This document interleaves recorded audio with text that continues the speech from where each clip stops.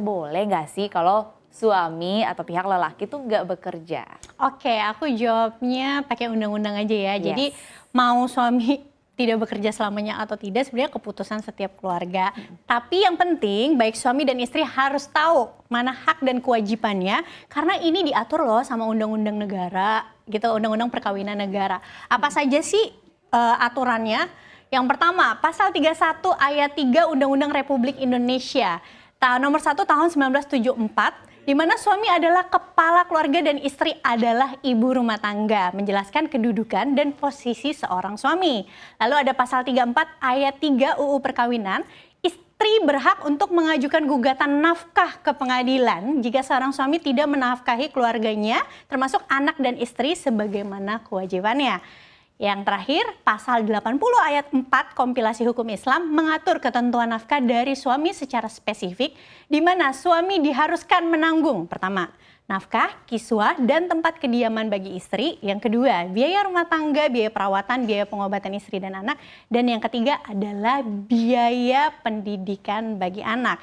Jadi kalau ditanya ke aku, kalau aku ya sesuai dengan undang-undang aja lah, lebih baik memang suaminya tetap bekerja. Oke, baik. Tapi mungkin nggak bisa jadi pertimbangan kalau memang ada kejadian luar biasa terjadi. Betul. Begitu ya. Iya. Tetap ya balik lagi meskipun undang-undang memang sudah jelas, sudah clear mengatur bahwa tetap suami adalah tulang punggung keluarga begitu. Tapi kalau misalnya suami sakit, Iya. bagaimana Betul. gitu ya, Iya. Kak Olive gitu. Tapi tetap diutamakan adalah tetap bekerja dan juga berkarya. Dan kini tiba saatnya di mana Kak Olive ini akan memberikan tips and trik mengelola keuangan dalam cerdas 5 menit. Silakan Kak Olive. Oke. Halo Sobat Cuan, ini dia tips cerdas 5 menit sebelum memutuskan suami berhenti bekerja. Yang pertama, miliki dahulu dana darurat minimum 3 kali pengeluaran. Dana darurat berfungsi menjaga kestabilan keuangan keluarga apabila terjadi pengeluaran besar yang mendadak atau darurat agar tidak perlu mengambil hutang. Kedua, lunasi hutang konsumtif.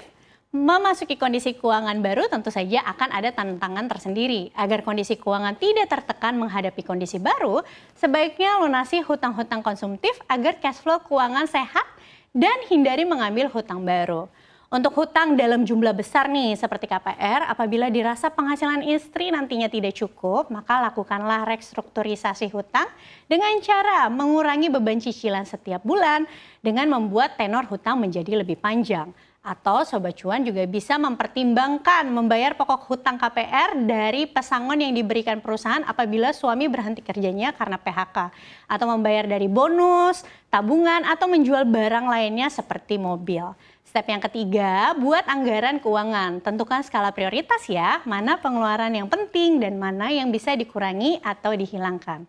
Step yang keempat, tunda pembelian besar atau miliki sesuatu yang menambah pengeluaran. Misalnya pembelian mobil kedua yang tentu akan menambah pengeluaran, membayar pajak dan juga perawatan mobil. Atau tunda rencana memiliki anak berikutnya sampai kondisi keuangan sudah stabil kembali. Diskusikan ya dengan suami sampai kapan suami berhenti bekerja. Terbukalah dengan perasaan Anda ke pasangan apabila Anda kurang nyaman atau mengalami kesulitan di kemudian hari.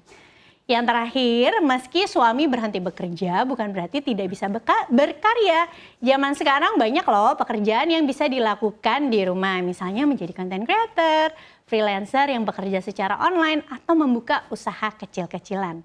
Apapun itu keputusannya, apakah istri mencari nafkah atau suami menjadi bapak rumah tangga, tidak ada yang paling benar dan paling salah.